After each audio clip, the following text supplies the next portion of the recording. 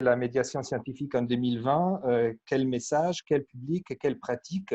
Et donc, on a à peu près 1 heure et demie pour répondre à cette question, ce qui veut dire qu'à 17h30, la question est résolue et on peut ne plus en parler. Évidemment, la question a été posée non pas pour un webinaire d'1 heure et demie, mais pour un colloque qui devait durer une journée entière, à pouvoir explorer les différents axes dans lesquels on peut traiter cette question. Et même un colloque d'une journée, bien évidemment, n'aurait pas suffi à traiter la question qui, évidemment, est extrêmement vaste. Je cite juste les nombres d'angles par lesquels on pourrait peut-être traiter cette question. Il y a du rôle de la recherche scientifique par rapport à de la recherche sur la médiation scientifique. Et je vois là des visages qui sont spécialistes de l'axe d'une vision de cette problématique du point de vue de l'éducation, du point de vue de la vulgarisation, c'est-à-dire de chercheurs qui se mettent à rendre accessible leurs connaissances, de l'apprentissage, des mécanismes d'apprentissage, de l'inclusion sociale, de comment différents publics peuvent être mis en relation avec cette problématique, de l'impact sociétal, quelles conséquences ça a sur la société, de l'intermédiation et de l'impact sur la production des connaissances, autre thématique particulièrement importante en ces moments, des spécialistes du métier du chercheur, qu'est-ce que ça veut dire, de la formation du chercheur et qu'est-ce que sont les enjeux d'une formation à la médiation scientifique. Donc, au moins une dizaine de perspectives différentes que, évidemment, on ne pourra pas traiter, surtout dans un format webinaire qui, on sait, a plutôt intérêt à être focalisé sur une thématique. Et donc, c'est avec 2 personnes, en particulier, Jamila Khatib et Frédéric Salpin, une qui se pose plutôt du côté de la recherche et l'autre du côté de la pratique de la médiation, qu'on va commencer à traiter ces sujets. D'abord, on aura dans ces webinaires une présentation d'Antonio Gomes da Costa, qui en tant que directeur de médiation scientifique et de l'éducation à Universcience, il nous expliquera un peu quelle est la démarche, pourquoi ces premiers webinaires, qu'on apprendra, j'espère que c'est une première étape d'un chemin bien plus long. Donc, il pourra nous présenter un peu la démarche. Ensuite, on aura un petit dialogue avec les 2 intervenants que j'ai cités, Frédéric Salpin et Jamila Khatib, mais vu surtout la typologie des personnes présentes, je crois que ça sera intéressant d'essayer le plus possible de laisser la parole à tout le monde, un peu pour voir comment vous voyez ce qu'on aura dit dans la première partie, mais surtout pour essayer de recueillir le plus possible d'idées, des orientations de quels sont les besoins de cette interaction entre médiation et recherche sur la médiation aujourd'hui, ce qui nous permettra d'aller plus loin. Quelques consignes pratiques, je vois que pour l'instant, elles ont déjà été respectées, donc peut-être elles sont inutiles, mais bien évidemment, essayez de garder votre microphone coupé pendant que vous ne parlez pas. Cela est en bas à gauche de l'écran. Et la vidéo, par contre, vous choisissez si la regardez ou pas. On a intention de, je crois que l'enregistrement est déjà parti, oui, je le vois. Donc, si quelqu'un d'entre vous souhaite de ne pas être capté en vidéo, il faut qu'ils enlèvent sa caméra, parce que autrement, ça va être enregistré. Ensuite, l'idée, c'est qu'il y a une chat que vous pouvez activer à travers le bouton converser que vous avez en bas de votre écran, dans lequel vous pouvez évidemment poser des questions. Je remercie, il y a Lisa, Sabine, Rim, Noémie. Ils sont une équipe qui est là pour recueillir les questions. Et donc, je dirais que c'est tous les consignes. Est-ce que j'ai oublié quelque chose? Je demande à l'équipe d'Universcience si j'ai oublié des informations importantes. Mais il me semble que non. Et il me semble aussi qu'à moins d'un mois, l'expertise dans l'utilisation des systèmes de webinaire a évolué énormément. On est tous bons élèves depuis quelque temps, ce qui n'était pas le cas il y a moins d'un mois. Donc, si on est d'accord, c'est à Antonio de nous introduire un peu l'essence de ces webinaires. Ok, merci Mathieu. Bonjour à tous et à toutes. Bon, d'abord, je voudrais vous donner la bienvenue au nom du président d'Universcience, Bruno Macquart, que malheureusement, même s'il avait l'intention d'être présent aujourd'hui, il n'est pas possible pour lui d'être présent de cette forme, même de cette façon virtuelle. Mon idée, c'est tout simplement de très rapidement vous expliquer un peu d'où vient l'idée de ce webinaire. Au début, comme Mathéo vient de le dire, c'était bien sûr prévu pour être une journée de travail, de workshop au Palais de la Découverte, mais malheureusement, nous sommes tous dans cette situation de parler de cette façon virtuelle, mais je crois que nous sommes, comme tout le monde le sait, maintenant très experts à utiliser cette façon de dialoguer. D'abord, ce travail, c'est le début d'une série de rencontres qu'on veut mener qui conduiront à la création d'un réseau de recherche sur la médiation scientifique. Ça, c'est l'idée base de tout ce travail. C'est que à Universcience, bien sûr, nous portons une réflexion déjà sur la médiation scientifique depuis plusieurs années, une volonté d'apporter de l'innovation dans les formats, une nécessité d'utiliser le numérique et de l'incorporer dans la médiation d'une façon correcte, et d'autres technologies aussi, et des réflexions qui sont accélérées dans le cadre de l'élaboration du projet du Palais de la Découverte de 2024, que, comme je crois que tout le monde le sait, le Palais va rentrer en travaux de rénovation, de renouvellement, et donc on aura un nouveau projet qui maintiendra bien sûr l'âme du Palais, mais qu'on veut aller au-delà de ce qu'on fait aujourd'hui. Et donc, il y a toute une réflexion sur les médiations qui continueront au cœur du Palais. Et ça nous a amené à une réflexion profonde sur les pratiques de médiation, sur pourquoi, comment, quels sont les formats utiles. Et dans cette réflexion, on s'est dit, bon, il y a plein de données, il y a beaucoup d'études, mais il faudrait peut-être essayer de faire ça d'une façon un peu plus large et appeler tous les acteurs qui travaillent sur cet aspect de médiation scientifique pour faire un réseau, pour créer un réseau qui aide tout le monde à innover sur la médiation scientifique. Bien sûr, il y a déjà des institutions qui travaillent au sein d'Universcience. Comme je l'ai dit, il y a des acteurs qui travaillent sur cet aspect, mais on peut vraiment voir et faire un petit rappel de tous les acteurs, de beaucoup d'acteurs qui font déjà un travail sur la médiation scientifique. Par exemple, sur l'interface entre recherche et médiation, on a la plateforme Alice, Sciences et Sociétés,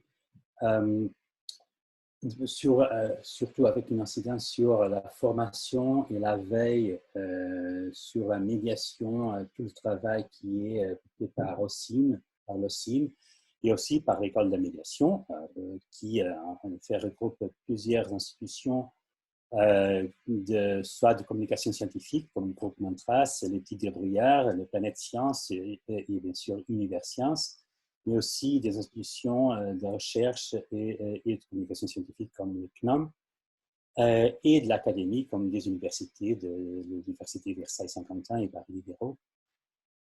Et il y a aussi tout un travail qui est fait sur l'innovation des formats de médiation, comme par exemple le groupe de recherche de Julien Mophoff à Saclay, ou les activités de recherche liées aux différents aspects de vulgarisation scientifique et de communication scientifique, de CRI, de la PSOA à Lyon et d'autres. Donc, l'idée un peu, c'est de...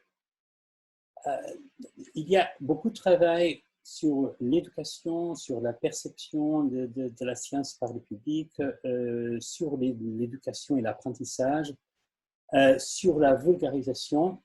Mais il y a plein d'autres questions qu'on se pose. Et donc, ce qu'on s'est dit, c'est, bon, il faut vraiment avoir un réseau qui retourne un regard scientifique vers nos pratiques, qui, bien sûr, nous aide à évaluer l'impact de nos pratiques et que, surtout, s'occupe de faciliter le rapprochement entre théorie et pratique. Ça, comme dans beaucoup d'autres domaines, c'est toujours difficile. Il y a les chercheurs et les théories et les praticiens de l'autre côté, et le rapprochement entre les deux, c'est pas toujours c'est pas quelque chose de très facile. Et donc, on aimerait essayer de faire ce pont entre les deux, un rapprochement très, très agile. C'est pas, ce réseau de recherche, pour être très clair, nous n'envisageons pas de faire un centre de recherche au sein d'Universcience ou de faire un réseau de recherche à Universcience. C'est vraiment un réseau que nous voulons que les différents acteurs que j'ai cités et d'autres qui font partie de ce réseau, et qu'on invitera des chercheurs, des doctorants, des postdocs, des chercheurs confirmés, surtout dans des sciences humaines, à retourner son regard scientifique sur nos pratiques, et avec un travail coordonné avec les équipes de médiateurs, l'Universcience et d'autres institutions. Parce qu'en effet, s'il y a un travail de recherche, le croire, pour faire une recherche sur l'imitation scientifique, il faut travailler avec plusieurs institutions et plusieurs réalités, soit au niveau national, soit au niveau même international. Donc, on envisage que ça va inclure des partenaires à niveau international, donc d'autres pays. Et on voudrait vraiment mettre des questions très, je dirais, très méta, de proposer à ces chercheurs de nous aider à décortiquer un peu des questions que sont de nos pratiques de tous les jours qu'on peut se poser, mais pour lesquelles on n'a pas tellement de bonnes réponses.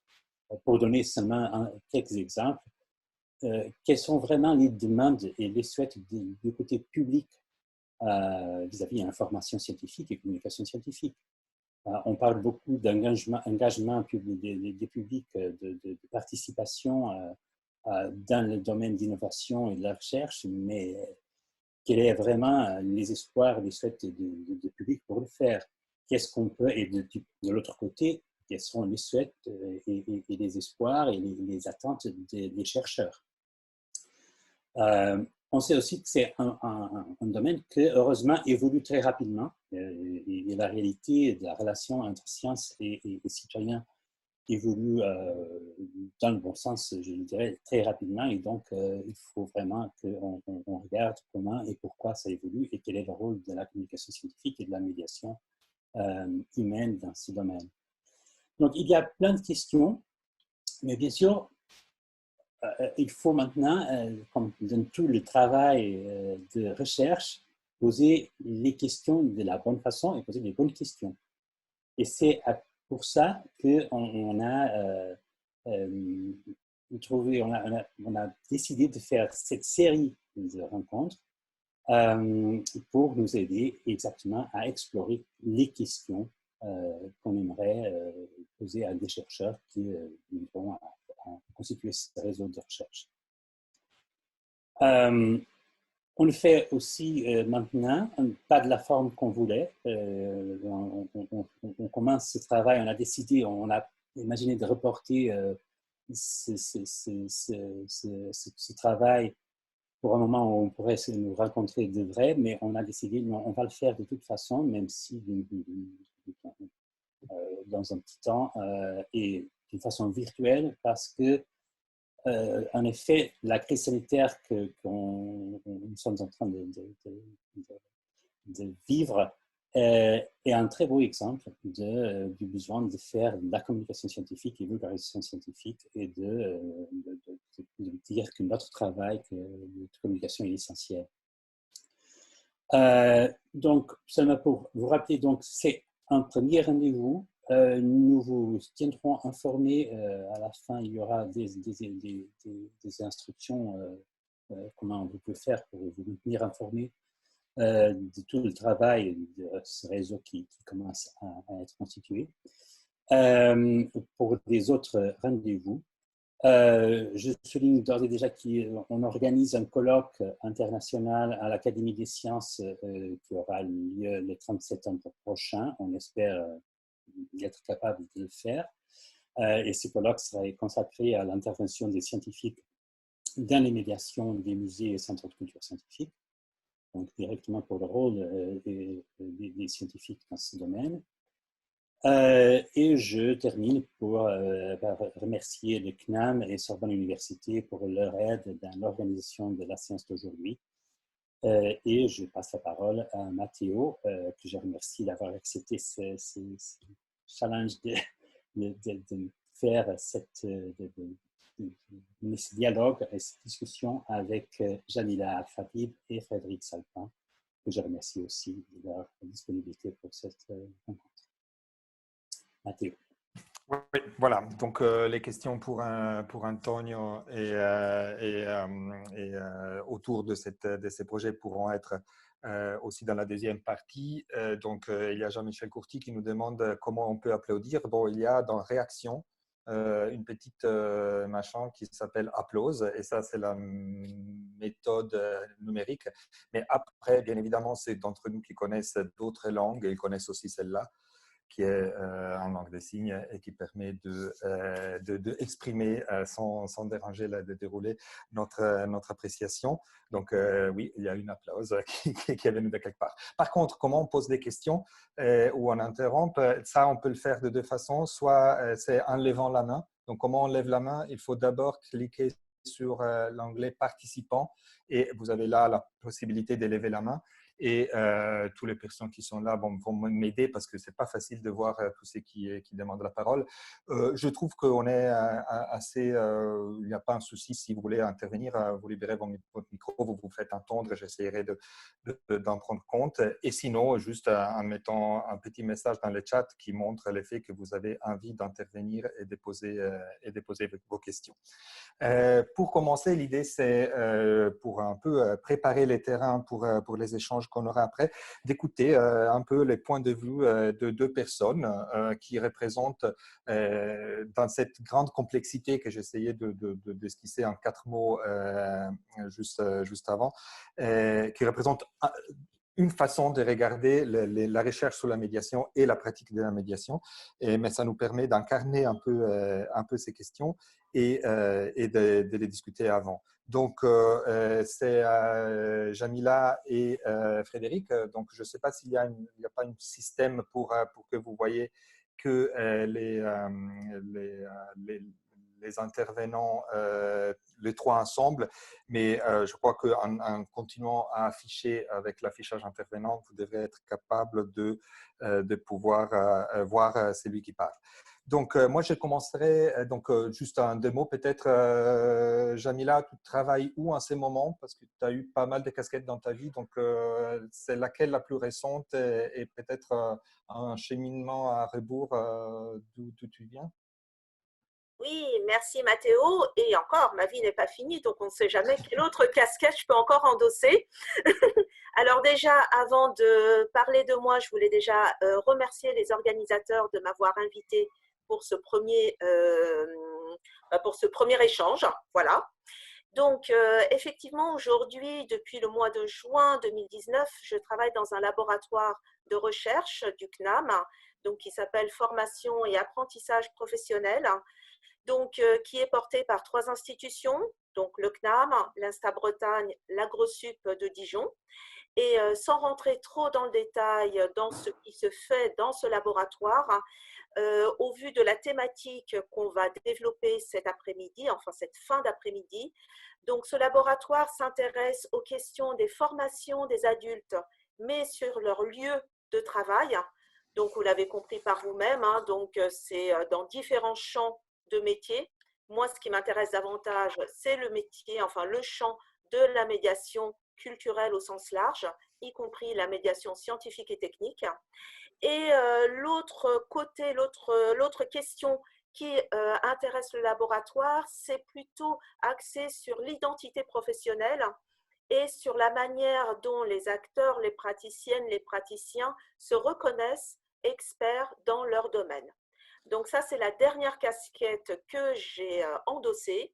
Sinon, avant, eh bien, j'ai une petite vingtaine d'années d'expérience, mais comme j'ai vu qu'il y avait un certain nombre de noms qui m'étaient familiers, donc ils le savent, hein, donc une vingtaine d'expériences dans la médiation scientifique et technique, donc tout aussi bien dans des associations d'éducation populaire, hein, donc la STS, les petits débrouillards, hein, en tant qu'intervenante dans les établissements scolaires, écoles, collèges, lycées, intervenante face à des élèves, intervenante face à des élèves dans, on va dire, pendant les cours, en dehors de cours, intervenante face à des enseignants, mais également dans des institutions muséales. Donc, ma grande maison, certes, a été le Musée des Arts et Métiers, donc une bonne quinzaine d'années, 15-18 ans où j'ai passé en tant que démonstratrice, ensuite animatrice, responsable des ateliers, responsable des démonstrateurs, du département pédagogique et culturel. Donc, vous voyez, hein, différents noms, la palette est très large pour décrire tous ceux qui peuvent intervenir face au public. Et juste l'avant-dernière casquette que j'ai eue, je suis allée pendant 1 an au Musée de l'air et de l'espace pour travailler avec l'équipe qui y était, pour repenser, proposer, développer, les aider parfois tout simplement à développer une nouvelle offre pédagogique et culturelle dans le cadre de la réouverture de la Grande Galerie. Voilà toutes les casquettes que j'ai endossées. Oui, je crois que c'est clair que la raison aussi pour laquelle tu es là, parce que c'est un parcours que dans ton parcours, tu incarnes un peu un passage entre les terrains et les regards sur les terrains. L'autre intervenant, Frédéric Salpin, ton histoire est essentiellement liée au Palais de la Découverte, mais tu as aussi une vie antérieure quand même dans la recherche. Alors, bonjour à tous. Moi, oui, on pourrait dire que je suis une médiatrice Palais de la Découverte pur sucre. Parce que j'ai atterri là pendant mon doctorat pour ouvrir un peu les horizons et j'ai chopé le virus au contact de ceux qui sont devenus mes collègues aujourd'hui. Et j'ai eu la chance, parce que je pense qu'on doit le savoir que dans le domaine des places sont chères, j'ai eu l'extrême grande chance de pouvoir rester et de faire depuis une douzaine d'années partie de l'équipe de chimie du Palais. Ouais. Avec un passé dans la recherche ou... Avec le doctorat où on est encore avec la double casquette, on est étudiant mais bébé chercheur. Et finalement, c'est l'aspect médiation qui l'a emporté. Et une fois le doctorat en poche, c'est pas cette voie-là que j'ai poursuivie, c'est la médiation qui a emporté le morceau. Ah bon, merci. Je ne me suis pas présenté, Matteo Merzagora. Je dirige en ce moment une association qui s'appelle TRACE, qui est une association de culture scientifique et questions des sciences et sociétés, fondée par Richard Emmanuel Istès, qui est parmi nous dans un des petits écrans que vous voyez là-bas. Et qui a dans ses caractéristiques un peu dans son histoire aussi l'ambition d'essayer d'amener de la réflexivité dans le travail de la médiation pour essayer de produire de l'innovation et surtout de l'adéquation des pratiques de médiation au changement sociétal qui se déroule indépendamment de nous, mais qu'on doit savoir interpréter et suivre. Et voilà, ici, j'ai le rôle d'animateur et modérateur que je prends très volontiers. Et donc, pour continuer avec Jamila et Frédéric, moi, j'aimerais bien, Jamila, un peu citer quels sont les centres d'intérêt de son laboratoire. C'est un bel exemple, je trouve, le travail qu'elle est en train d'entamer de comment on peut s'intéresser vraiment à la médiation de façon précise comme objet. Ce n'est pas autour de la médiation, mais c'est vraiment l'acte de médiation. Donc, de demander à Jamila de nous raconter un peu plus en détail quel est son projet, son activité des recherches actuelles, en particulier sur qu'est-ce que fait un médiateur quand il fait de la médiation. D'accord, merci Mathéo. Donc, je vais essayer d'être claire. De toute façon, si je ne suis pas claire, vous n'hésiterez pas à me demander des précisions. Alors, donc, moi, tu vois, je suis un petit peu, on va dire, complémentaire par rapport à toi, Frédéric, parce que j'ai commencé vraiment à n'être, entre guillemets, que sur le terrain. Et donc, comme tous les médiateurs ou tous ceux qui savent, en fait, qui sont sur le terrain, on a appris, enfin, moi, j'ai appris beaucoup de choses sur le terrain. J'ai bricolé beaucoup. J'ai bricolé des choses qui ont fonctionné, des choses qui n'ont pas fonctionné, des choses qui ont fonctionné dans certaines situations et pas dans d'autres. Et donc, j'ai eu l'opportunité en fait de rejoindre ce laboratoire et quelque part, je dirais, entre guillemets, de pouvoir me poser et de me dire que tu as cette chance d'être dans un laboratoire de recherche, en plus qui s'intéresse à la formation des adultes dans leur situation de travail, pour pouvoir essayer de porter un regard, d'une part, sur ton expérience dans un premier temps, puisque avant d'entamer mes travaux de thèse, j'ai juste fait une année de collaboration avec ce laboratoire, et puis ensuite de pousser ta recherche un petit peu plus loin. Et donc, sans rentrer vraiment dans le détail des enjeux d'un médiateur, parce que je pense que tout le monde, tous ceux qui sont dans cette mosaïque le savent très bien, donc outre transmettre un savoir, alors tout en sachant que le savoir, je mets quelque chose de très large derrière le savoir, ça peut être expliciter un concept vraiment très précis, comme ça peut être expliquer ou donner des clés de lecture muséographiques ou des clés de lecture de l'espace dans lequel on est. Donc, c'est vrai que très vite, on pourrait enfermer, et ce n'est pas du tout péjoratif ce que je dis, loin de là, le médiateur ou la médiatrice comme une personne de discours. Une personne qui maîtrise déjà le discours qu'elle va tenir, les questions qu'elle va introduire, les réponses qu'elle va apporter, même si la sempiternelle réponse peut parfois nous déranger, et moi la première m'a dérangé, de dire écoutez là, sur ce point-là, je ne sais pas. Mais ce n'est pas ce côté-là, en fait, qui m'a intéressée dans ma recherche. C'est qu'en fait, je me suis rendu compte que quand on mène une séquence de médiation, eh bien, en fait, on va installer une scène un petit peu à l'histoire, enfin, pas à l'histoire, mais analogue à une pièce de théâtre. On va avoir une scène où le médiateur va prendre place, un emplacement où les visiteurs, les participants au sens large, vont prendre place. Ce n'est pas toujours une position frontale, hein, et loin de là. Un endroit où va prendre place l'objet de la médiation en question. Ça peut être un support numérique, ça peut être un objet en dur, ça peut être un objet de démonstration, ça peut être une expérimentation comme on le connaît par rapport au Palais de la Découverte. On va nécessairement également avoir des endroits que dans le langage du théâtre, on appelle les coulisses, mais qu'on peut également le voir dans notre séquence de médiation, et que par rapport à tous ces protagonistes, tout cet emplacement, tout cet espace, le médiateur, outre que de transmettre les savoirs, il va aussi instaurer des relations et des interactions. Et que cela va passer par la parole, ce qui est tout à fait logique et normal, mais également, beaucoup d'ailleurs, par ses gestes et par son corps, et par sa manière de se positionner. Et donc moi, dans mes travaux de recherche, j'ai choisi de ne pas regarder la manière, comment le médiateur va vulgariser son discours, mais plutôt quels sont les gestes qu'il va mobiliser pour transmettre son savoir, enrôler le public, faire que sa séquence de médiation se déroule au mieux et faire vivre, on va dire, une expérience à ses participants au sens large.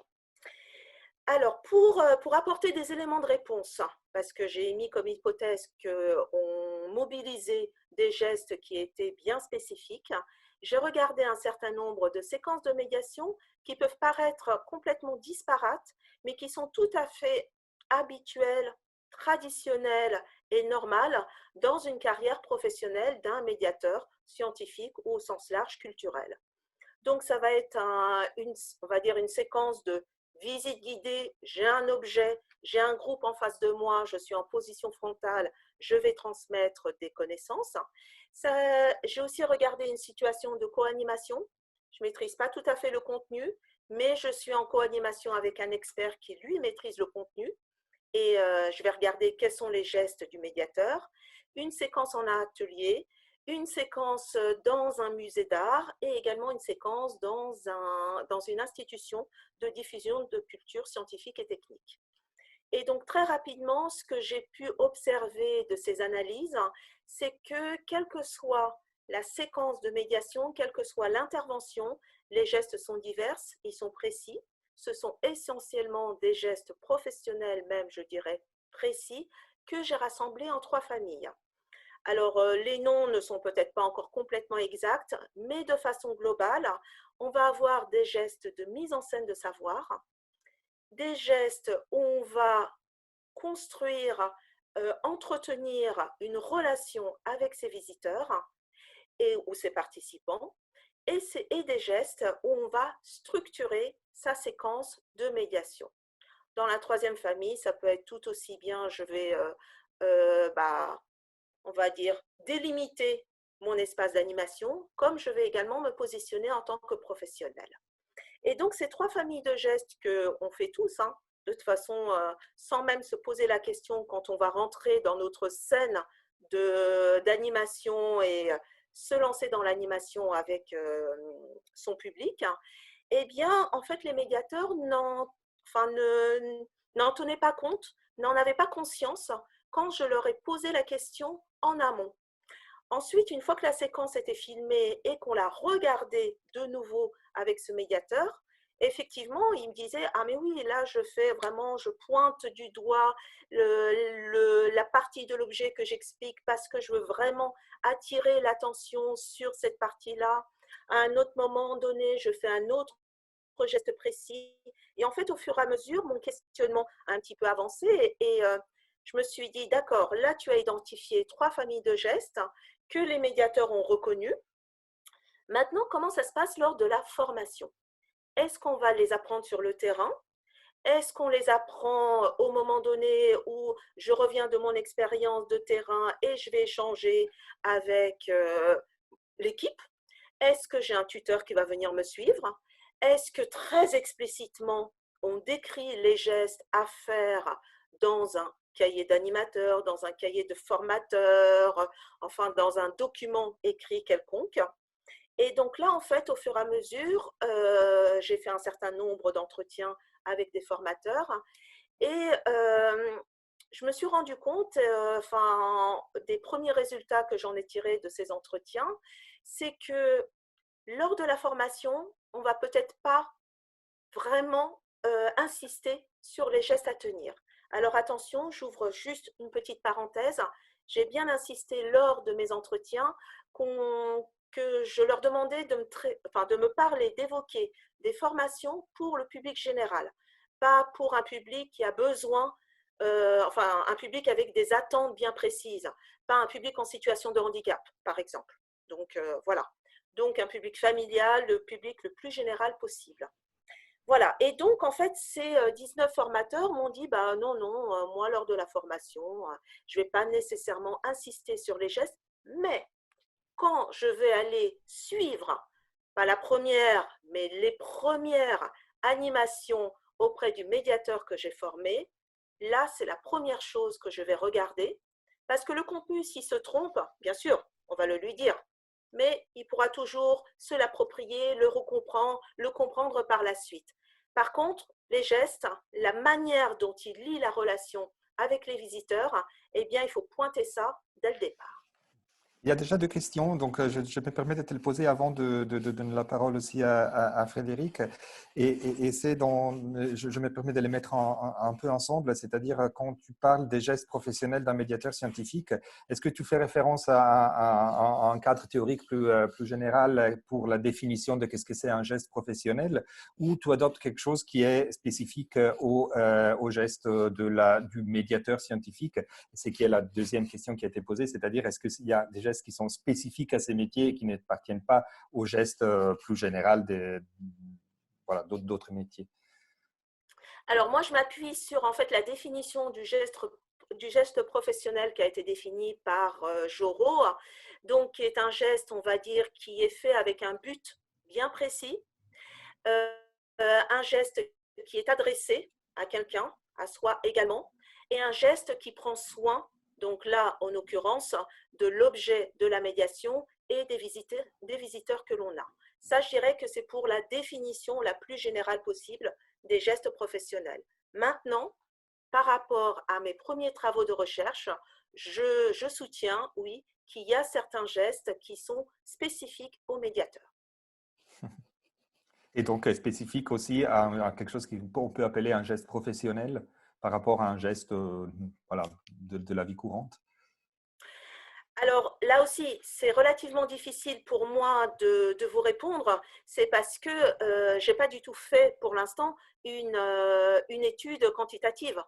J'ai juste fait une étude qualitative.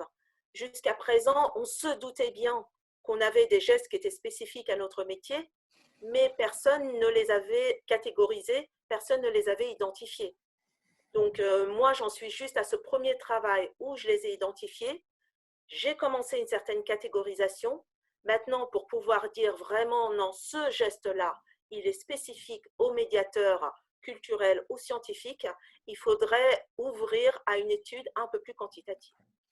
Pardon, je me permets une petite référence, quelque chose que j'avais lu de Doisneau, le photographe, et comme je l'ai vu dans une exposition sur les Joyaux-Curie au CNAM, et il y avait une citation très belle où en gros, je ne me souviens pas les détails, mais il disait sa recherche, c'est vraiment la recherche du geste. Et pour lui, les chercheurs, ce qu'il allait chercher dans les photos qu'il a fait dans les labos de Joyaux-Curie, c'était vraiment une recherche du geste du scientifique et bien sûr des machines et surtout de l'essence de ces gestes. C'était très intéressant. Je ne me souviens pas du tout les détails de cette citation, mais en venant du CNAM, parlant de physique et parlant de gestes, je ne peux pas m'empêcher de faire la boucle. Et c'est qui les gestes les font, c'est donc le médiateur. Donc Frédéric, tu es là un peu pour représenter la pratique, la personne qui est sur le terrain, qui fait ces gestes. Jamila semble parler des gestes individuels. Quand toi, tu décris ton métier, tu décris quelque chose qui est par contre extrêmement collectif. Donc, je ne sais pas si tu veux parler un peu de ton métier, Oui, volontiers. sur cet angle. Moi j'avoue que c'est comme ça que j'entends mon métier. J'entends mon métier comme une espèce de compagnonnage. Et alors peut-être que c'est dû à la façon dont je me suis formée à ce métier, parce que pour le coup, j'ai pas eu de formation à la médiation. Je fais partie de ces médiateurs quadragénaires qui sont arrivés à la médiation comme ça, après une formation scientifique, histoire de changer d'air. Et donc, en fait, moi, je me suis formée au contact de mes collègues. Donc, il y a un compagnonnage avec mes collègues. C'est à leur contact que j'ai appris, je les ai observés, je discute avec eux et ça continue toujours. Je reviens toujours d'exposer dans le bureau et j'ai toujours un petit sentiment, un petit truc à raconter à mes collègues et c'est souvent l'occasion d'échanger sur il s'est passé ça, j'ai réagi comme ça, est-ce que j'aurais dû réagir autrement, les autres vont participer, me donner leur avis. Donc, il y a un réel compagnonnage régulier, permanent sur les exposés, les ateliers, enfin tout ce qu'on pourrait appeler médiation orale. Et puis, je vois un compagnonnage aussi avec les visiteurs. J'entends par là qu'une fois que je prépare mon exposé, je vais le présenter et au fil du temps, avec les réactions des gens, évidemment que l'exposé va changer parce qu'il n'était pas bon au début. En tout cas, il n'était pas suffisamment travaillé au contact des gens. Et donc, au contact des gens, la façon de faire va évoluer. J'essaye même d'incorporer les réactions des gens dans ce que je raconte. Je ne l'incorpore pas en m'attribuant le propos. J'aime bien citer les réactions des gens lors d'un exposé. Je raconte aux gens, la dernière fois, quelqu'un m'a dit ça. C'est une façon aussi de les inviter à participer, parce que le but quand même de l'exercice, c'est que les gens participent. Et je pense qu'en fait, la gestuelle, alors, je n'ai pas beaucoup réfléchi à ma gestuelle. Il faudrait qu'on plante une caméra dans ma salle, qu'on me regarde et que je me regarde moi-même pour me rendre compte de tous les trucs catastrophiques que je suis sûrement en train de faire. Mais je pense que la gestuelle, elle cherche surtout à établir l'interaction et à inviter les gens à participer. Parce que si les gens ne sont pas là pour participer, je débite un truc qui n'a strictement aucun intérêt. Et donc, moi, le geste, c'est plutôt dans cette invitation-là que je m'attends à trouver ça, en tout cas. Si je m'observais là, je m'attends à trouver des gestes d'invitation beaucoup. Puis des gestes techniques, évidemment, parce que je suis médiatrice en chimie, donc évidemment qu'il y a plein de manips et des gestes qui sont propres à mon métier de chimiste. Mais voilà, c'est ce que ça m'évoquait quand j'entendais Jamila. Je pense que c'est vraiment dans l'interaction. C'est vraiment dans l'interaction qui est pour moi surtout la gestuelle. Et une autre terminologie que j'ai remarqué, tu utilises si tu dois décrire ton métier, etc., c'est une terminologie qui appartient souvent à la façon de s'exprimer des scientifiques, c'est-à-dire celui de l'exploration permanente, de quelque chose qui n'est jamais terminé, il n'y a jamais de répétition, même si Oui, parfois on peut imaginer le travail de médiateur comme voilà, une répétition de mêmes gestes devant des publics différents, et en effet, non. non, alors d'exploration, ouais, c'est marrant que tu vois ça comme une exploration scientifique. Moi, je voyais ça comme un artisanat, une espèce de à chaque nouvel exposé, j'ai peaufiné ma façon de faire, mais ça sera encore mieux la prochaine fois. C'est peut-être un peu bizarre, mais je ne sais pas si je suis la seule à penser ça, sûrement pas, mais j'ai l'impression que c'est en forgeant qu'on devient forgeron. Euh, c'est c'est en faisant des exposés que je me suis améliorée. Alors, ça a influencé forcément ma façon de voir. Euh, c'est cette petite phrase remettez 20 fois sur le métier, remettez 20 fois votre ouvrage. C'est vraiment ça, quoi. J'ai l'impression que c'est en pratiquant que j'améliore ma façon de faire. Si on avait pu filmer mon exposé Air Liquide d'il y a 10 ans et qu'on venait comparer ça avec mon exposé Air Liquide avant le confinement, je pense que scientifiquement, il n'y a pas eu beaucoup d'évolution, quoique si, parce que les gens m'ont fait des remarques, que j'ai inclus des trucs. Les gamins adorent parler du fait qu'on cryogénise les personnes âgées aujourd'hui, donc je leur raconte ça. Mais l'exposé n'aura rien à voir. Oui, il y a quelques manips qui seront les mêmes, mais l'exposé n'aura rien à voir. Et tant mieux d'ailleurs, à mon avis. Est-ce que Joël Lamerec a montré un thumbs up parce qu'elle voulait poser une question ou parce qu'elle voulait juste appuyer sur ce que Frédéric est en train de dire? Je voulais, voilà, je réagissais à l'artisanat, donc comme un peu quelque chose qui était très intéressant dans cette perspective-là des gestes professionnels, de la formation, enfin, cette manière de poser la médiation comme un artisanat, ça me semble du coup très, très intéressant. Excellent. C'est une des choses que je crois qu'il faudra noter quand on devra développer l'équipe qui gère cet réseau de recherche, les thèmes de recherche, cette relation entre science, artisanat et pratique des cultures. C'est peut-être le mot artisanat, effectivement, n'est pas souvent présent. Je vois qu'il y a déjà pas mal de questions qui se déroulent. Souvent, sont sur les détails de la recherche. Je vais les poser à Jamila. Peut-être en allant brièvement, parce qu'on sait très bien que résumer en quelques minutes une recherche n'est pas possible, mais on pourra suivre tes travaux. Parce qu'après, j'aimerais bien qu'on se concentre un peu plus sur cette relation pratique et recherche, relation qui n'est pas complètement simple. Et donc, parmi les questions qui sont relevées, c'est si tu remarques, si tu as les outils pour remarquer dans la suite de tes travaux, des différences des gestes par rapport, par exemple, à la typologie de situations de médiation. Est-ce que si on est en exposé, si on est devant 20 personnes, si on est devant 100 personnes, si on est en atelier, etc.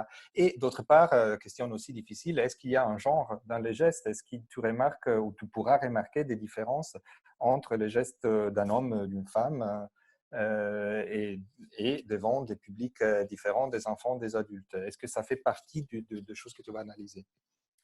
Alors, donc pour répondre rapidement, et du coup, je vais enchaîner, je pense, avec mes prochains projets de recherche.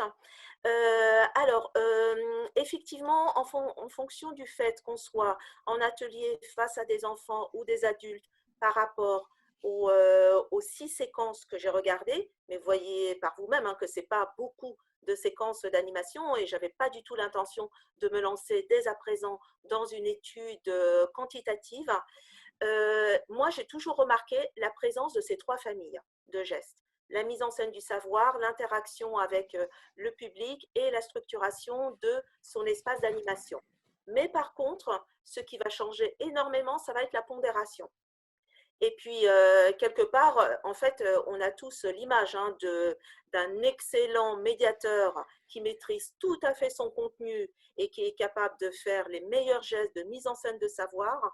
mais sans relation ou sans structuration de sa séquence d'animation, très vite, à moins d'être vraiment féru de la thématique, on décroche très vite, quoi. Voilà, c'est très caricatural, mais et idem. Si on a un médiateur qui va mettre 90%, je dis, de ses gestes dans les relations avec les visiteurs, eh bien, très vite, on ne sait plus trop quel est le fil conducteur de l'animation, où est-ce qu'on va, qu'est-ce qu'on va apprendre. Et la même chose dans la structure, on va décrocher idem pour celui qui ne va mettre que ses gestes de structuration d'animation, ou si on fait un pas de travers et on n'est pas dans l'espace que le médiateur a prévu, il s'arrête, il nous rappelle à l'ordre. Voilà, ça va pas être très, très plaisant. Donc, ce que moi, pour répondre à cette question, moi, je dirais que les 3 familles sont présentes, mais avec des pondérations différentes.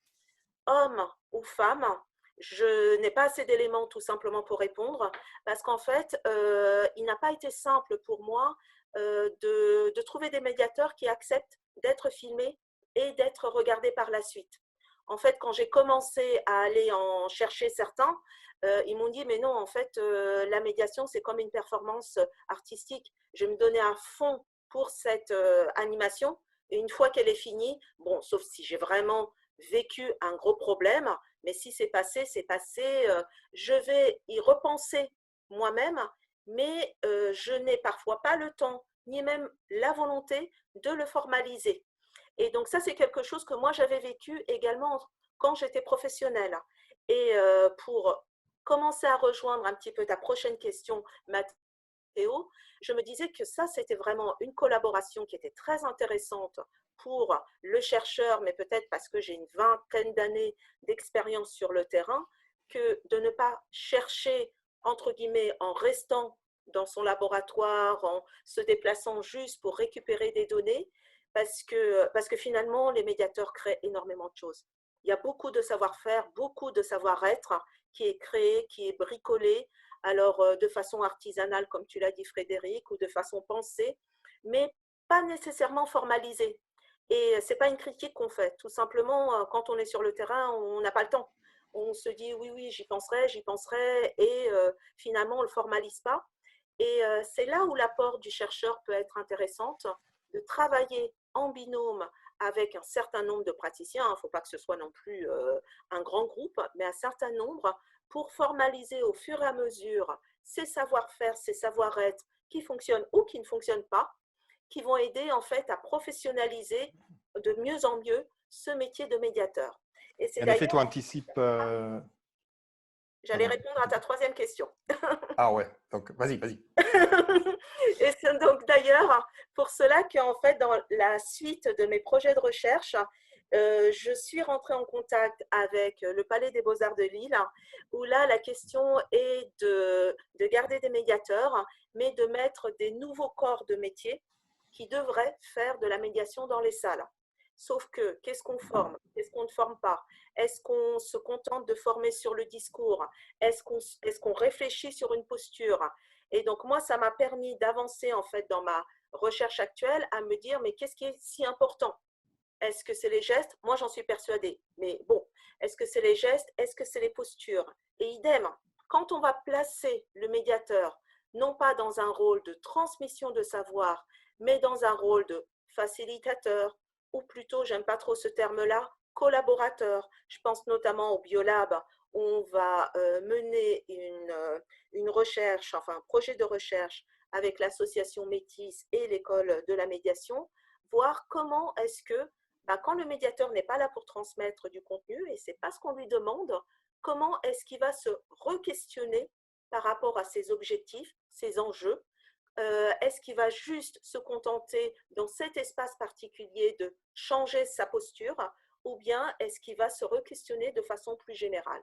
Et quelque part, ça rejoint un petit peu notre problématique en tant que médiateur scientifique du confinement, où du jour au lendemain, on nous a demandé de prendre une autre posture, de bricoler de façon même parfois très artisanale, et très bien d'ailleurs, sur des supports numériques, des animations, des contenus. Qu'est-ce qui va en rester quand on sera déconfiné?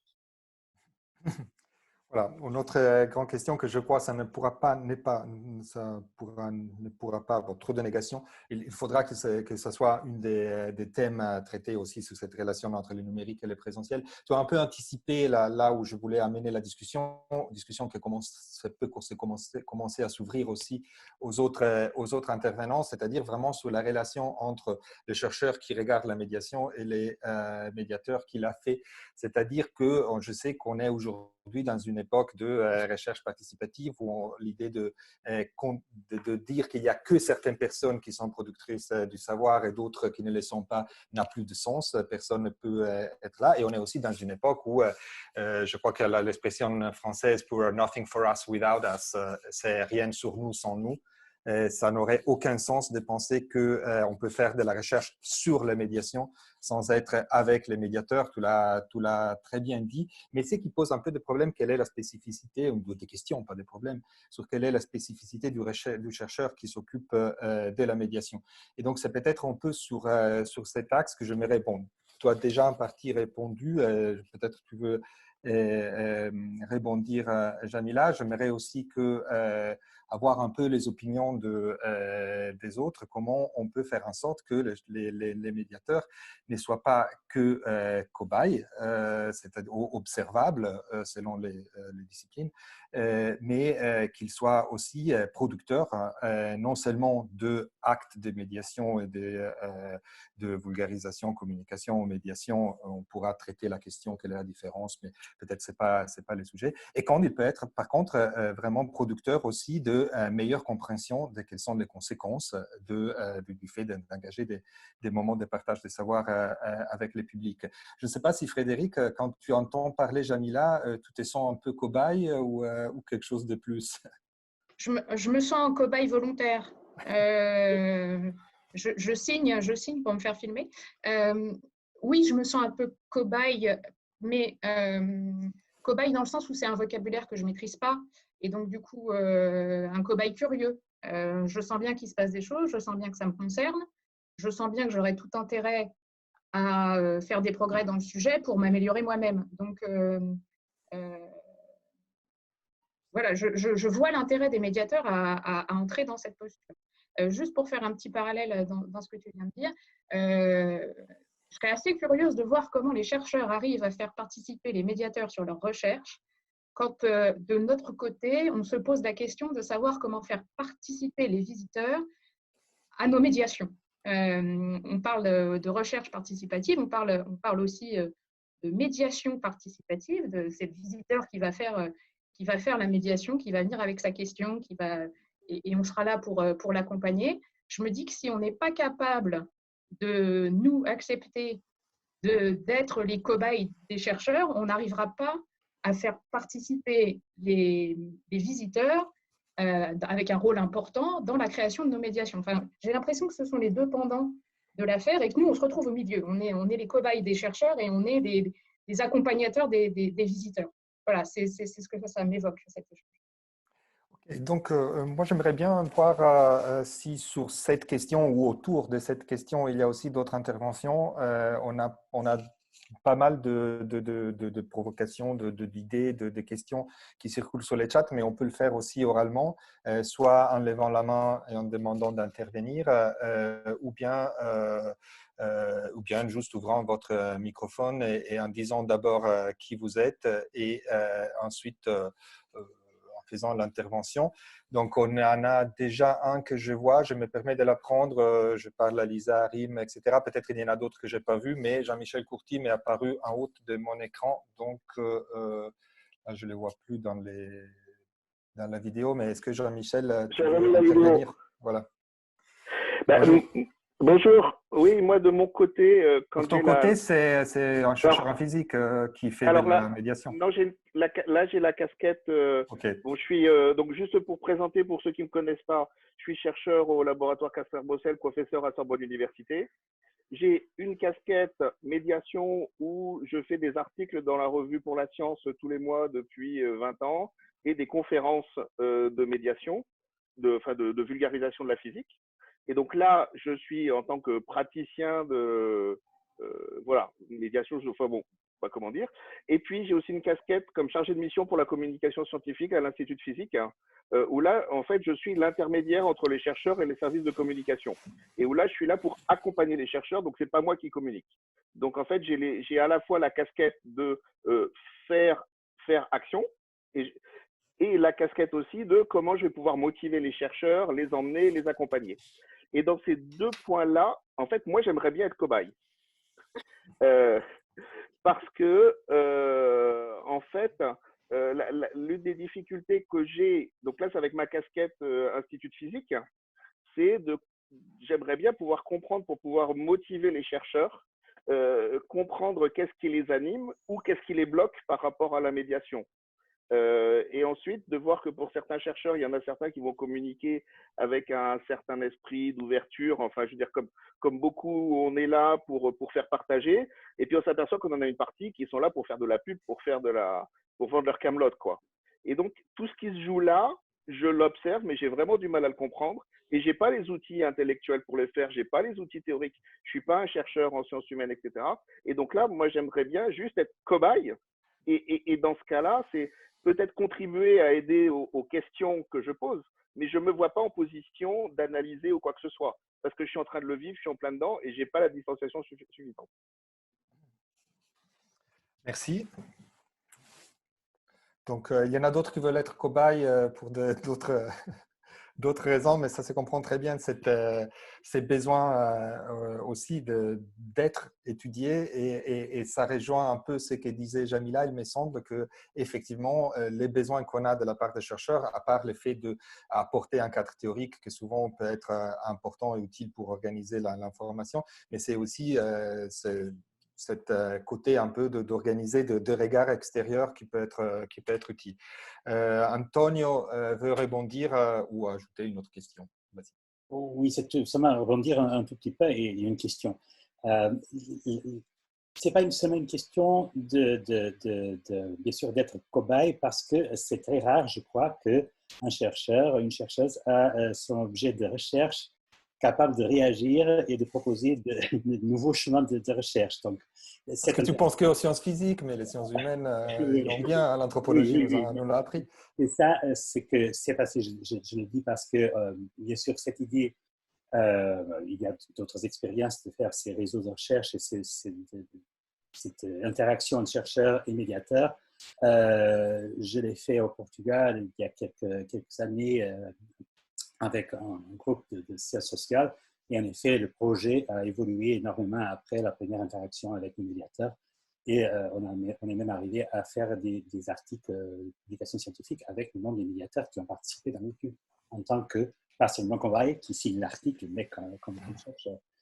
La question que je voulais poser en relation avec ça, c'est que les cobayes, c'est bien sûr les médiateurs et les pratiques médiateurs. Et Jamila, si je comprends bien, ta recherche, c'est surtout sur de ce côté de la médiation, c'est-à-dire du côté médiateur, institution de communication scientifique. Mais il y a bien sûr d'autres cobayes qui sont les publics. Est-ce que tu as des expériences dans ce domaine? Comment est-ce qu'on peut envisager de faire ça?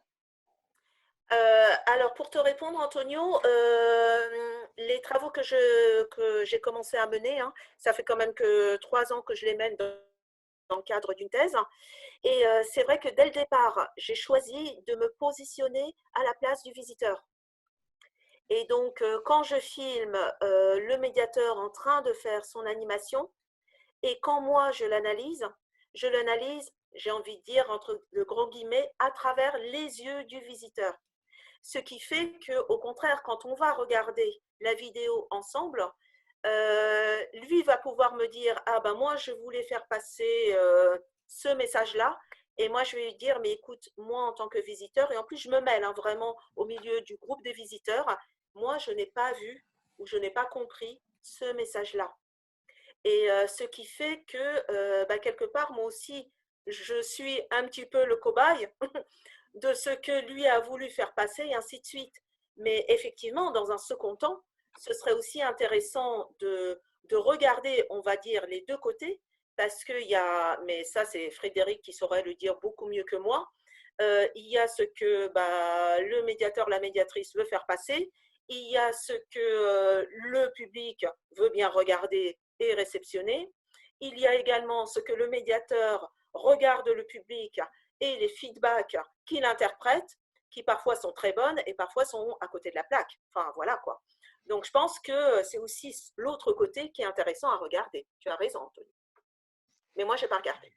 Et je remercie Marie-France Mifoun et Aurélie Zwang de bien souligner ça. Si on a voulu mettre en avant l'idée d'un chercheur observateur et un médiateur cobaye, c'est justement parce qu'on ne veut pas être là. On comprend exactement le besoin d'avoir une relation recherche-pratique qui ne soit pas celle-là. Et donc, oui, on peut parler probablement d'observation participante, des recherches participatives, et on veut que les médiateurs ne soient pas vus que comme objet de recherche. Et donc, c'est justement dans ce sens-là qu'on voulait amener la discussion sur ce thème. Et je continue à prendre des interventions. Mathéo, oui. Et si je veux juste compléter pour que le médiateur ne soit pas non plus cobaye, c'est parce que moi, personnellement, je n'ai pas du tout envie de faire des recherches qui vont prendre une durée très longue. Moi, je veux qu'on observe avec les praticiens les premiers résultats et qu'ils aillent sur le terrain et qu'ils les testent justement pour que je puisse encore plus affiner mes analyses. Oui, donc j'ouvre encore d'autres interventions ou contributions si nécessaire, en élargissant peut-être un petit peu, parce qu'une des ambitions de ces premières rencontres, on a encore une quinzaine de minutes pour tenir le temps d'un webinaire, qu'on sait très bien que c'est un peu plus court que le temps d'un colloque. C'est l'idée de aussi recueillir des idées ou de priorités sur quels sont les thèmes les plus importants à traiter quand on veut construire des rencontres ou des échanges autour de la relation recherche-pratique dans la médiation scientifique. Donc là, l'idée, c'est peut-être en continuant à explorer cette question de quelle est la relation entre les chercheurs et les médiateurs dans les moments de la médiation, mais aussi recueillir des idées et des envies. C'est ça que, si j'interprète bien Antonio et les organisateurs demandaient de ces rencontres, c'est aussi d'avoir un peu une remontée de besoins, d'idées qui permettent de traiter cette question de façon non banale et non passéiste, qui sache répondre aux besoins exprimés dans les contemporains. Donc, voilà, j'ouvre sa question sur la chat, mais aussi, si possible, en parlant, parce que c'est quand même agréable d'écouter les gens.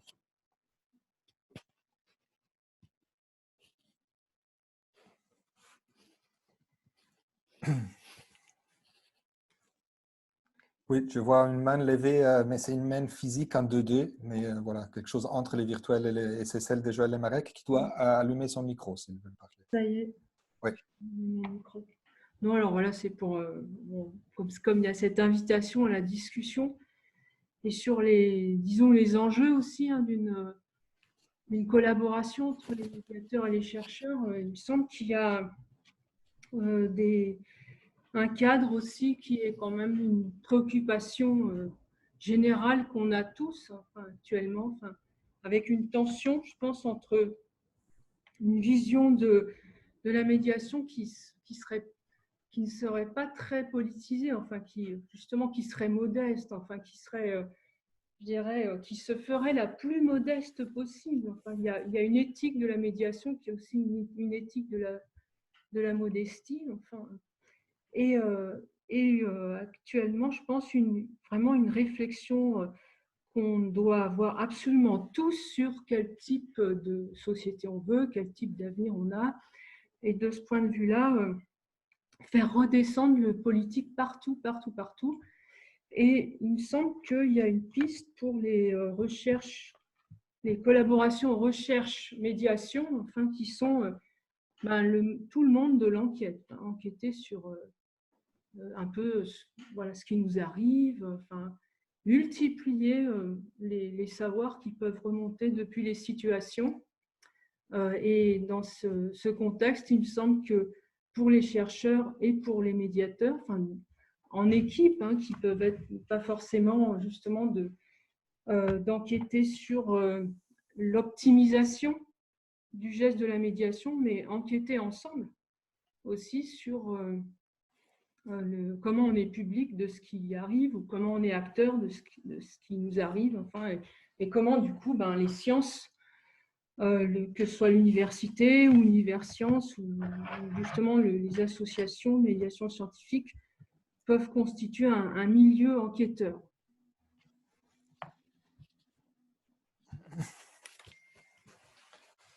Ouais, personnellement, tu sais bien, je ne peux que rejoindre beaucoup cette vision. En effet, c'est très important que à côté de l'analyse, effectivement, de l'acte, du moment de la médiation, de ce qui se passe entre une personne et un public, ou public, évidemment, nécessiterait tout un travail de définition très, très, très important. Mais au-delà de ça, il faut vraiment s'interroger sur les conséquences. Quelle transformation ça produit selon la façon dans laquelle on agit, mais surtout sur qui agit cette transformation. Et en attendant qu'il y a d'autres mains levées que je guette, pour moi, par exemple, en ces moments, je pense que l'impact de la médiation, du contact public, de la mise en culture plus en général, sur la recherche scientifique, pas sur la recherche sur la médiation, mais sur la recherche en général, c'est une des questions les plus intéressantes à se poser, c'est-à-dire à quelle façon, les moments où on ouvre à d'autres acteurs la possibilité d'interagir, de se mettre en relation avec la recherche et les chercheurs, à quelle façon on modifie et on influence et on contribue, on participe à la recherche, que ce soit en physique, en biologie, ou en sciences humaines ou en sociologie. Alors là, je vois, bon, à nouveau Jean-Michel Courty, mais je préfère peut-être donner la parole à François Millet. Voilà. François. Allô? Ah, du coup, le micro est ouvert. Bon, merci du coup, pour la possibilité. Donc, pardon, excusez-moi François, mais Joëlle Marek, moi je l'ai introduit comme c'est, mais sans dire qui elle est, parce qu'elle a peut-être en 2 mots. Alors, voilà, donc je suis professeure à Sorbonne Université aussi, en sciences de l'information et de la communication au CELSA. Et donc, je m'intéresse depuis très, très longtemps aux relations sciences-société. Voilà. Voilà, mon oubli de te demander de te présenter, c'était parce que j'imagine que la plupart d'entre nous te connaissent. Peut-être aussi François Millet, mais présente-toi quand même.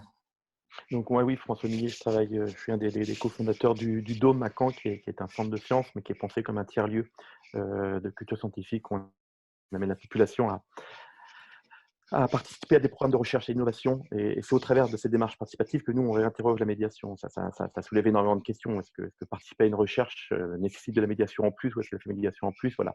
Mais je viens plus soir à ça parce que effectivement, nous, on a davantage de sollicitations du monde des sciences humaines, du coup, pour participer à des programmes de recherche. On est extrêmement sollicité par les sciences humaines, beaucoup plus que finalement par les sciences de la nature, parce que toutes les méthodes qui sont mises en place dans la médiation sont des nouvelles modes d'investigation, d'enquête, de rapprochement, et qui créent même des nouvelles formes pour la recherche, de remontée de données et d'informations et d'interaction avec la population. Aujourd'hui, on est dans une crise de la participation. C'est pour ça que je vous rejoins sur jamais autant il y a une appétence, une réclamation de la société civile aussi à participer, contribuer. Et aujourd'hui, des outils qui permettent d'observer, de faire remonter ça, il en existe plein. Je pense qu'on n'a pas tous. Voilà, si on avait une méthode, je pense qu'on l'utiliserait. Et effectivement, nous, le volet, comment la médiation est un outil d'enquête, ou comment l'enquête devient un outil de médiation, comment participer fait aussi de la médiation, quelle place de la médiation, c'est des champs qui me semblent proches, qui s'imbriquent les uns dans les autres. Et 2 éléments aussi que je voulais soumettre ici, parce que nous, c'est ce à quoi on a été confrontés. Donc nous, on a été rapidement amenés à s'interroger sur finalement, mais qu'est-ce qui fait que les gens participent? C'est quoi les leviers de la participation? C'est quoi les leviers de l'engagement? Et comment du coup ils sont mis en œuvre aujourd'hui? Quand on pense à un projet de médiation, on est obligé de se dire, mais attendez, les gens ne viennent pas sur une opération, les publics ou les participants ne viennent pas comme s'ils regardaient Arte ou une émission à la télé ou autre chose. Il y a cette idée d'être là physiquement dans une expérience collective qui est autre chose que d'être là en ligne ou ailleurs. Donc interroger cette question des leviers de la participation et de l'engagement des publics comme des chercheurs, justement. Qu'est-ce qui fait qu'un chercheur s'engage? Qu'est-ce qui fait qu'une collectivité s'engage ou autre? Enfin, de travailler ce sont des indicateurs, en tout cas, nous, voilà, je vous les soumets parce que c'est des choses qui nous intéressent, de même que les mesures d'impact d'un objet de médiation qui produit du social, de la connaissance ou d'autres choses. Enfin, voilà, d'avoir ces indicateurs-là. Puis je suis très heureux de parler après Joël, puisque moi, les premiers articles et autres que j'ai eu à écrire ou travailler, voilà, ça fait partie des auteurs que je cite en premier lieu. Donc, merci d'avoir laissé la priorité, Jean-Michel. C'était très chouette pour ma part. Jean-Michel voulait intervenir aussi, à nouveau. Avec les micros allumés, c'est mieux. Activé. C'est quand Joël a parlé sur les aspects politiques, en fait, ce qui m'interpelle en ce moment, c'est l'effet Raoult. C'est le fait que dans la société, quand on voit comment les chercheurs sont perçus, nous, on a envie de se battre pour avoir une médiation collégiale, respectueuse, où chacun se met pas en avant, etc. Mais sur le marché, ce qu'il y a, c'est des stars qui n'ont, j'allais dire, aucune limite. Donc, une des questions que je me pose, c'est comment, collectivement, on peut apporter une réponse face à ça. Je crois qu'on la met dans la liste des questions, hein. Voilà. Pas pour réponse maintenant. Non, mais c'était juste, c'est pas pour avoir la réponse maintenant, c'est juste pour dire que c'est une vraie interrogation aujourd'hui. Et quand il y avait l'aspect de dire, voilà, mais plaçons-nous du point de vue politique, là, il y a une vraie question qui se pose et qui m'interpelle depuis longtemps.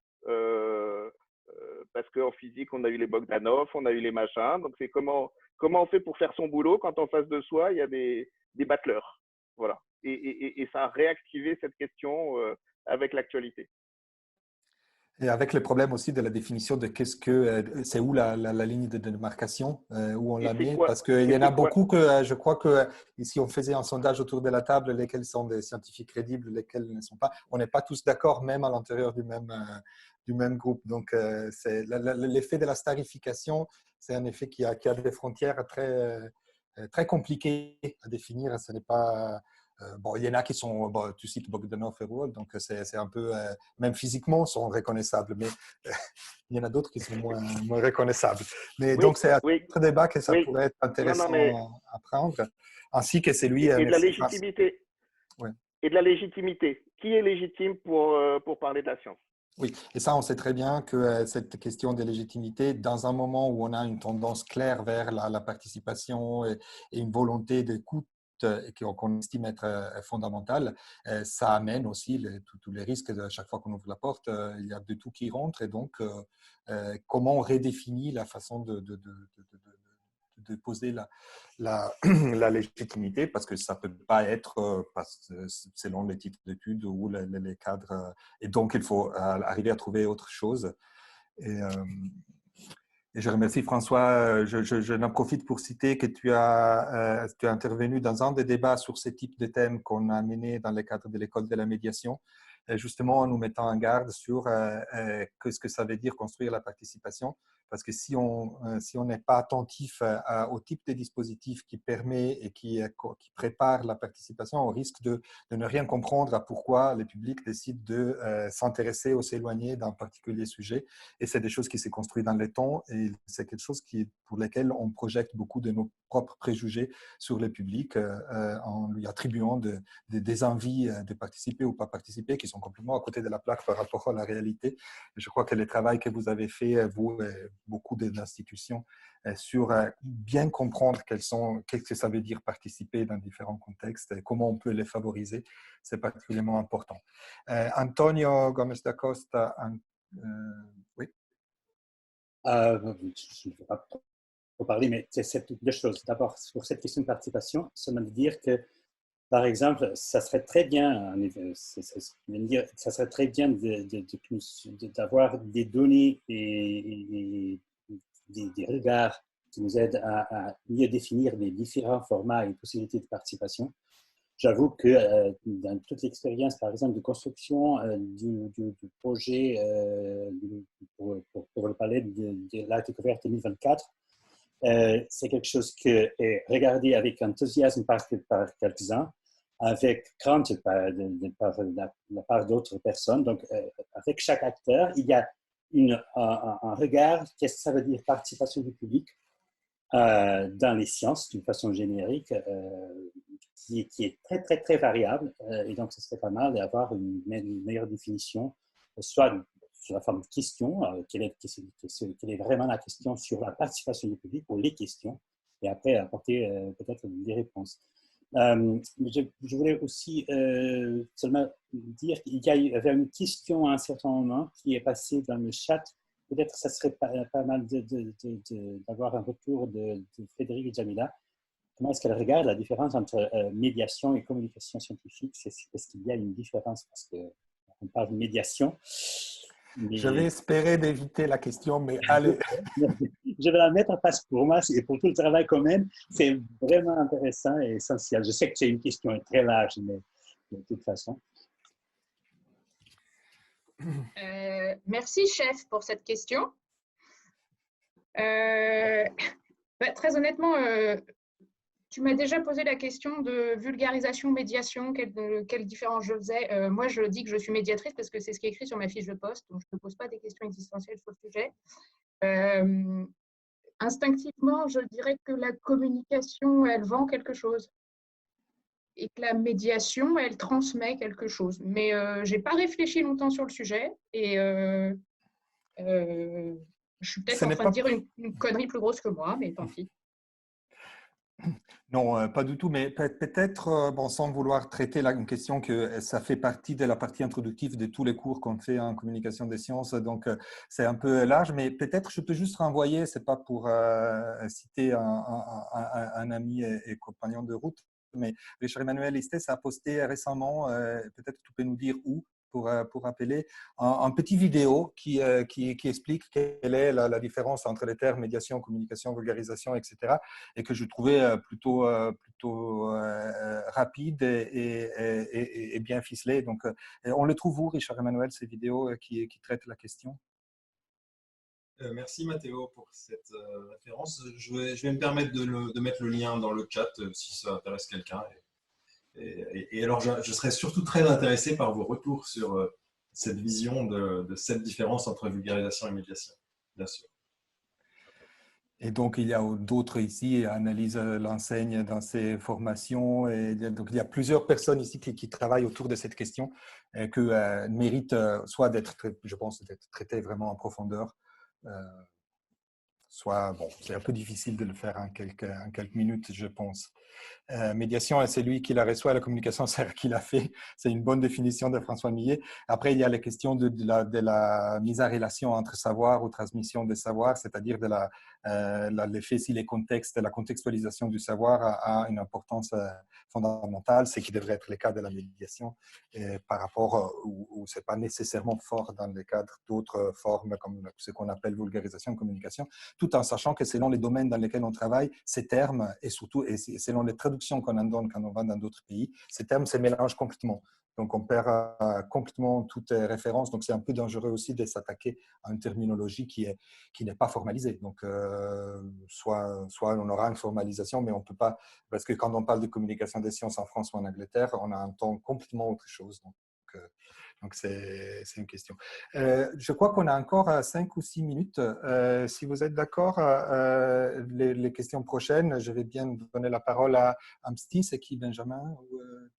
Je n'ai pas vu qui est de l'Amsti, mais voilà, aider à nourrir cette palette de thèmes ou angles sous lesquels aller chercher l'exploration des relations entre recherche sur la médiation et médiation. Donc, c'est Didier. Didier, je n'étais pas dans la vidéo. Donc, voilà, aussi, bien que tu sois sûrement connu par la plupart d'entre nous, tu peux dire qui tu es, au cas où il y a quelqu'un qui ne te connaît pas. Bonjour à toutes, bonjour à tous. Donc Didier, directeur de l'AMSTI. Donc l'AMSTI, réseau des professionnels des cultures scientifiques, techniques et industrielles, dont pas mal de têtes ou de noms connaissent, j'imagine. Non, en fait, déjà, bon, bravo pour l'exercice de la part de l'école de la médiation de ce webinaire là, qui fonctionne à merveille et qui est tout à fait passionnant. Je voulais signaler en fait le travail qui a été réalisé collectivement par l'AMSTI, qui a été publié dans West France sur la Tribune, dans le cadre un petit peu de la LPPR, sur justement cette idée de réengager cette question de la place du médiateur dans finalement la dynamique de la recherche, en développant une idée, un concept qui était ce triptyque chercheur, médiateur et citoyen, justement pour créer de l'engagement réciproque à la fois du chercheur en direction du citoyen et du citoyen avec les chercheurs, avec cette idée qui est que le médiateur est ce facilitateur qui permet ce lien sur les terrains les plus larges et les plus divers que l'on connaît au travers du territoire et dans des situations de médiation, qu'elles soient dans des institutions sur le terrain ou dans des événements plus particuliers.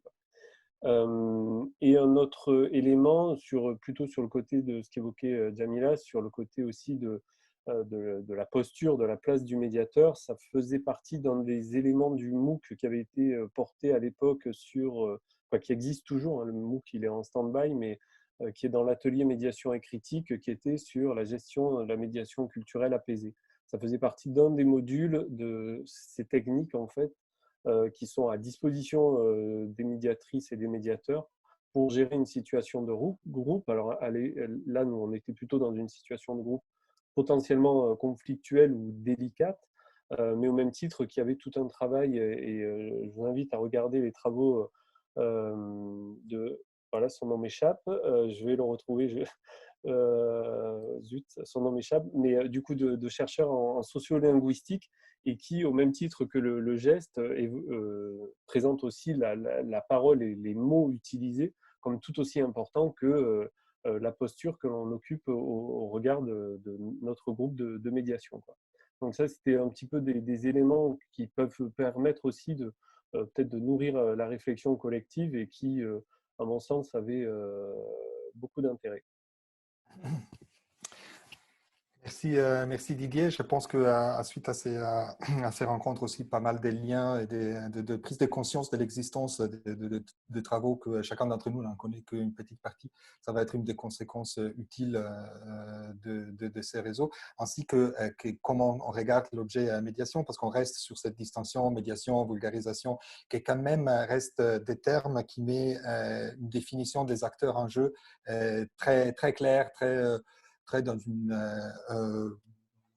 des cases que probablement n'ont plus beaucoup de sens.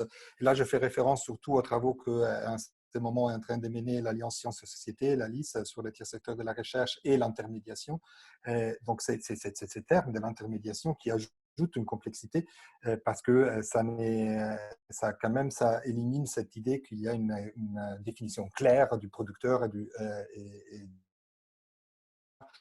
et du public de l'autre côté, qui est un peu intégré dans ces mots qu'on utilise, et qu'il faudrait aussi ça arriver à les briser dans ce travail de regard sur la médiation. La médiation, ce n'est pas que quelqu'un qui est entre le chercheur et le public, ça peut être quelque chose de beaucoup plus complexe, et je crois que les livres blancs de l'Alliance Sciences et Sociétés, pour ceux qui le connaissent, en tout cas c'est téléchargeable sur Internet, c'est particulièrement intéressant. Je crois qu'on a encore 2 ou 3 minutes. Si quelqu'un veut citer d'autres angles, d'autres questions qui estime être essentielles pour ne pas rater un réseau qui s'occupe de recherche et médiation, on peut les citer. Pendant que j'attends la main levée s'il y en a, j'aimerais citer des travaux que je cite souvent, qui ont été nommés un peu dans certains de commentaires dans les chats, c'est-à-dire la possibilité de rendre inclusive et de permettre la participation et des publics.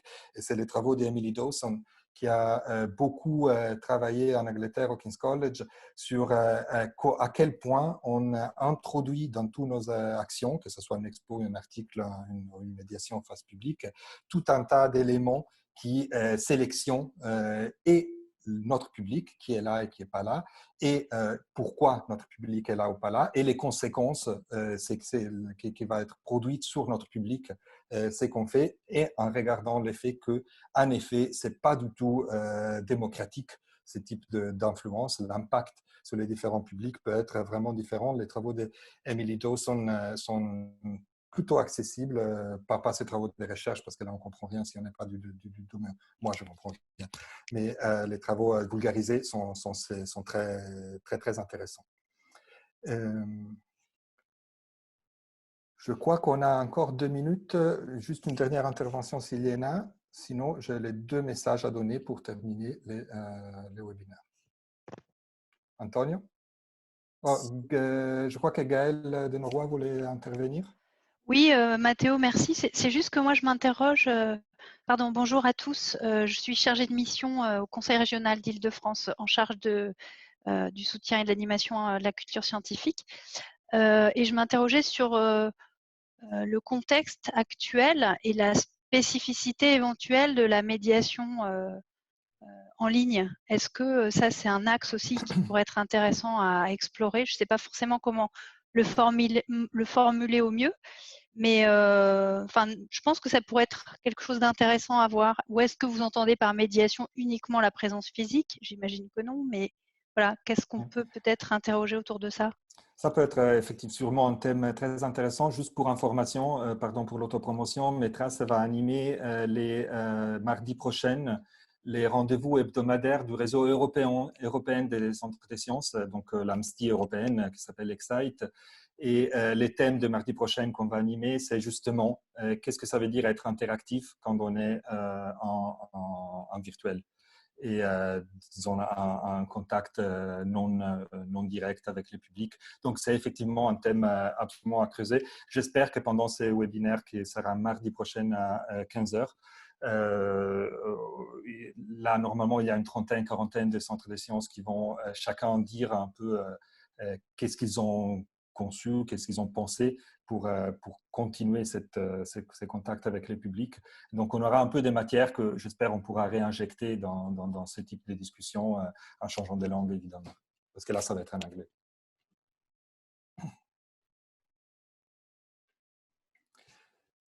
Donc, je crois que donc on a encore 1 minute. Donc, est-ce que Charlotte Brest peut être vraiment très rapide? Je vais être très rapide. Merci de m'accueillir. Moi, je viens du Centre des Monuments Nationaux, donc du côté du patrimoine et pas beaucoup de la science, mais du côté de la médiation et du développement des publics.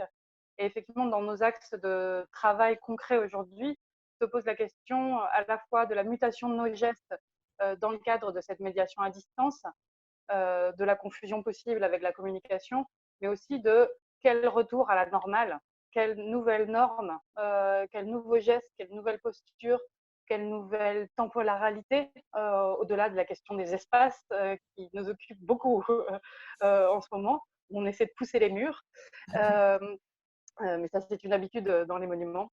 Voilà, ça fait partie des axes de réflexion pour nous et je pense que vous devez, du côté de la culture scientifique, les partager. Et là-dessus, les chercheurs peuvent tout à fait nous aider à prendre ce recul tout à fait nécessaire aujourd'hui. Merci pour la brevité. Ça, malheureusement, c'était les thèmes du rencontre hebdomadaire du réseau Excite de mardi dernier. Et donc, il y a eu des belles exemples de Science Gallery, comme d'habitude, qui ont toujours des intuitions un peu magnifiques, mais ils ont discuté exactement qu'est-ce que ça veut dire revenir. Peut-être ça veut dire plus de local, plus de petit public. Pour résumer en 2 mots. Antonio? C'était tout simplement et très rapidement. D'abord, une petite définition qu'on essaie de mettre au début de ce réseau de recherche, parce que médiation, ça veut dire tellement de choses, il y a tellement de possibilités, qu'on voulait quand même avoir un focus un peu plus ciblé au début des travaux, du travail, et c'est de dire, pour le moment, on considère la médiation comme objet de ce centre de recherche, toutes les activités sur la communication scientifique qui sont censées de produire un dialogue, qui puissent produire un dialogue indirect. Donc, c'est-à-dire, par exemple, une exposition, c'est aussi une forme de médiation, si on peut le dire, mais pour le moment, on veut vraiment centrer l'attention sur les activités presque indirectes, même si à distance. On a un dialogue maintenant à distance, donc ça, c'est une forme, ça peut être une forme de médiation. Mais c'est surtout sur cette dynamique un peu dans ce sens. Finalement, je ne vais pas laisser sans réponse. La première question qui a été posée, c'était une question sur le financement. Bien sûr, pour passer des bonnes intentions au concret, il faut toujours avoir… La question, je la répète parce que ça a circulé sur la chat, c'était de dire est-ce qu'il y a un engagement, on construit un réseau, mais on construit aussi de bourses, des aides, voilà. Il y a quoi derrière? C'est l'idée, c'est vraiment de trouver, d'abord, de trouver un réseau pour pouvoir, par exemple, répondre à des appels à projets spécifiques dans ce domaine. Ce ne sera pas seulement une institution. Si on a un réseau vraiment capable, on pourra, par exemple, comme sous la forme d'un groupement d'intérêt scientifique, par exemple, on pourrait vraiment répondre et proposer des appels à projets dans ce domaine.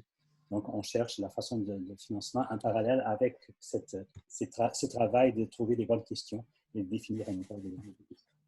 On cherche les bonnes questions, on cherche aussi l'argent. Pour l'instant, il n'est pas là, mais on a de bonnes structures, de bonnes pistes, les conditions pour lesquelles on puisse les trouver. Je crois qu'on veut respecter les horaires d'un webinaire qui ne doit pas dépasser. Donc, d'abord, c'est tous les remerciements que je ne veux pas refaire à l'organisation et à toute l'équipe qui a monté celle-là. Je demande peut-être de mettre sur la chat une adresse mail parce que l'idée est la suivante. Donc, vous allez recevoir un email comme vous étiez inscrit au colloque d'abord et à ce webinaire aujourd'hui. Dans cet email, il va y avoir une question si vous voulez être tenu informé de la suite. C'est très important, question GRPD, etc., que vous répondiez. Parce que si vous ne répondez pas, ça veut dire que vous étiez intéressé que à ces webinaires et votre email, votre présence, ça va être détruite comme il faut qu'il le soit. Donc, merci à Universcience pour ce respect des règles. Par contre, si vous voulez continuer à être tenu au courant, il faut que vous répondiez cet email ou bien que vous écrivez à l'adresse mail qui est apparue sur la chat et qui permet de signaler les thèmes de recherche, les questions sur lesquelles vous pensez que ça soit plus intéressant d'orienter les futures rencontres, que ce soit en virtuel ou en présentiel, ou bien de confirmer les faits que vous voulez être tenu au courant des étapes suivantes. Est-ce que j'ai bien dit? Parce que là, je parle au nom de l'équipe Universcience. Ce n'est pas moi qui va gérer ça. Donc, je vois que les têtes disent oui. Et voilà. Donc, merci à tout le monde. Bonne fin d'après-midi, bon week-end. Les week-ends existent toujours, même s'ils ont une façon d'être différente de la semaine qui est différente. Mais je trouve ça très intéressant de regarder l'évolution des différences. Merci. Merci. Merci.